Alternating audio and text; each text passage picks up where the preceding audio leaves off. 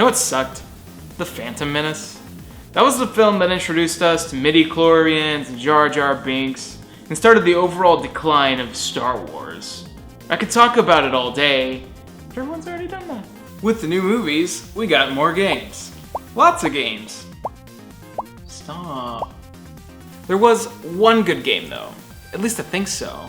Episode 1 Pod Racer for the Nintendo 64.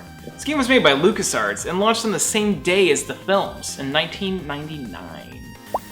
Oh no.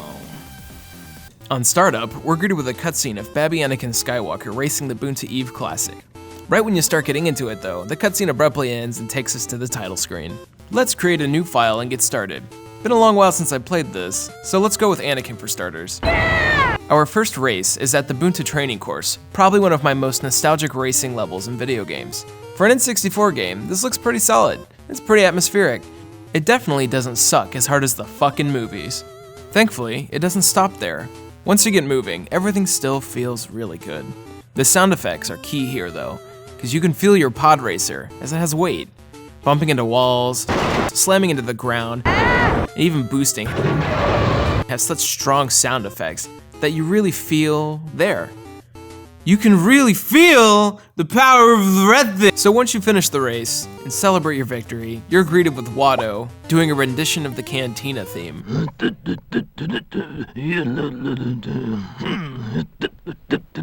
You spend some time checking out the junkyard and Watto's shop.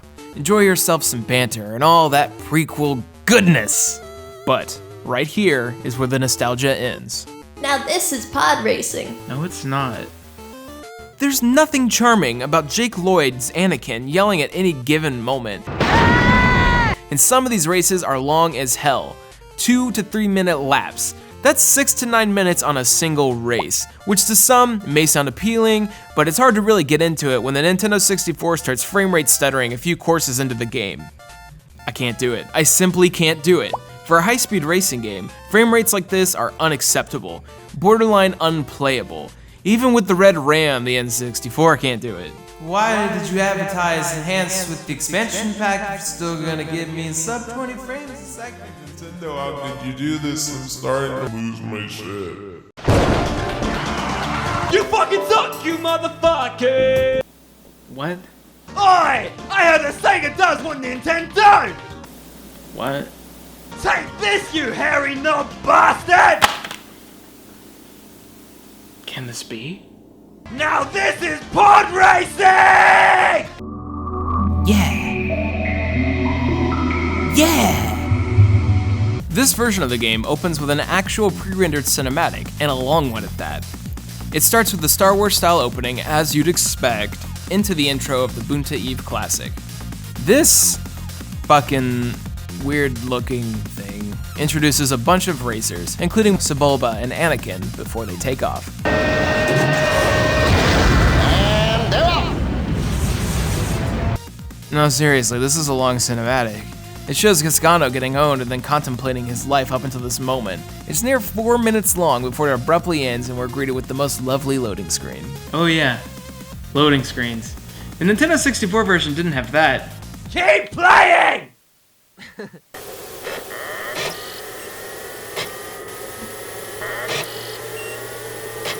Let's get right back into it. Oh god, the graphics. They look literally like the Nintendo 64's graphics.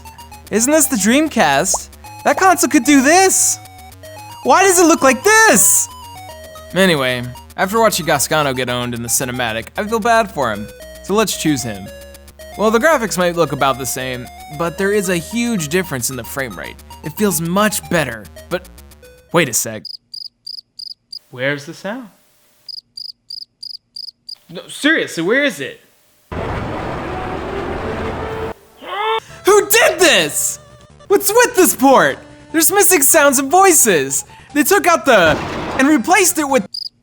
In the N64 one, you get the, but in the Dreamcast, there's no. Instead, you get. Where's my? I need my. Well, I guess in return, we got more of that beautiful John Williams soundtrack. Rather than just the last lap, it plays the entire race. But that means I can't play any footage of the music without John and George grabbing at my ass.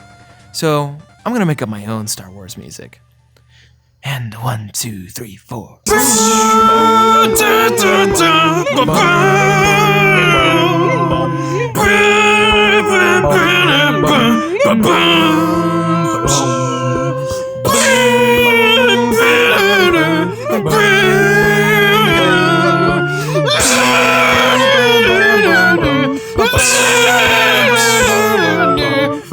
It's a new lap record! Now that I'm playing through this game with the good frame rate, it's really subpar. There's 25 courses here, and a lot of them are very similar. Even more of them suffer from what I'd like to call bullshit lighting syndrome. No, seriously, this is a major problem. This is a high-speed sci-fi racer where you need to drive perfectly so as to not destroy your pod racer's engines. This game has a repair mechanic, so you can slow down and prevent yourself from crashing and exploding. But in these early courses, crashing into the walls, exploding, and boosting till you're on fire seems to be a viable way to beat these levels, as the AI doesn't give a shit here, at least not this early in the game. So you blaze through the first 2 circuits, they're not too much of a problem. You keep upgrading your pod racer at Watto's shop in order to get through them all. Everything's fine and dandy. Until this course. Have you ever been angry before? If not, Fire Mountain Rally will show you what anger is. True anger, rage, and hopelessness.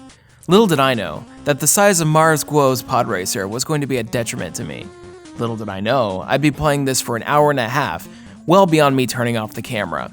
This is a 9-minute race, people. Any mistake, any crash you make will throw you beyond qualifying for the next race. I had beginner's luck with the first lap, but then proceeded to fail over and over and over. It took some time, many breaks, and some anger management, but I finally overcame Fire Mountain Rally. But I didn't get that footage, so let's go to the last race in the game. The Bunta Classic. Everything I've learned up until this point will now be put to the test. You will navigate the Starlight Flats, brave the Mushroom Mesa, and make your way towards Beggar's Cave. It's fucking easy! For being the final non-extra race in the game, it's piss easy compared to Fire Mountain Rally. I feel like I didn't accomplish a single thing. You win the race, and in true Dreamcast fashion, load the credits 5 times over.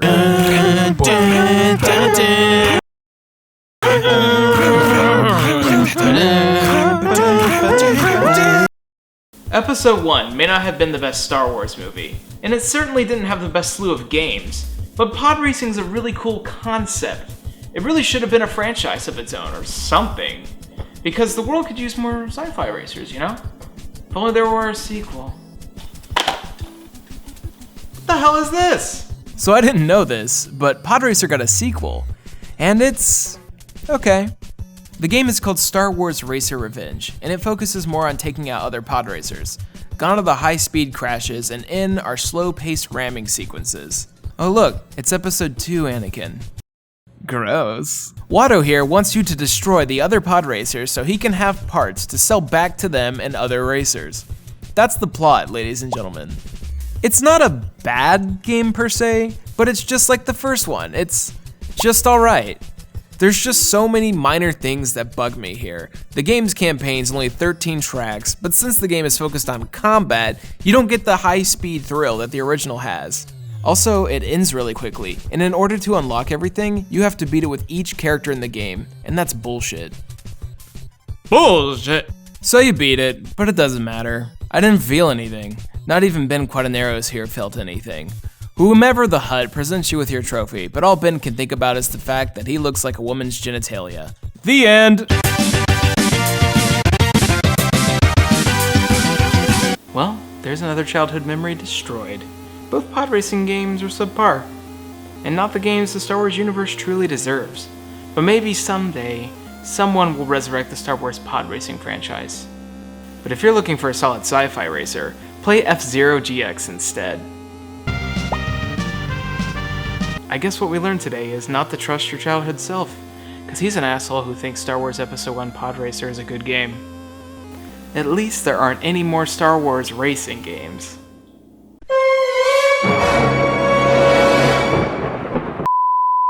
What the S? What the C?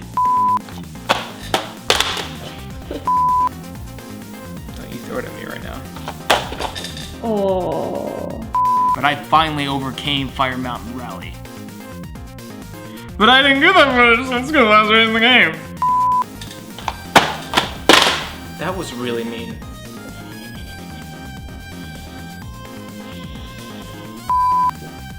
No.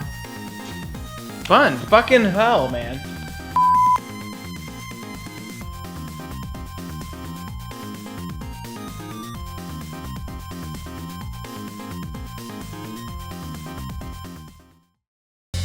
Fuck everyone! Yeah!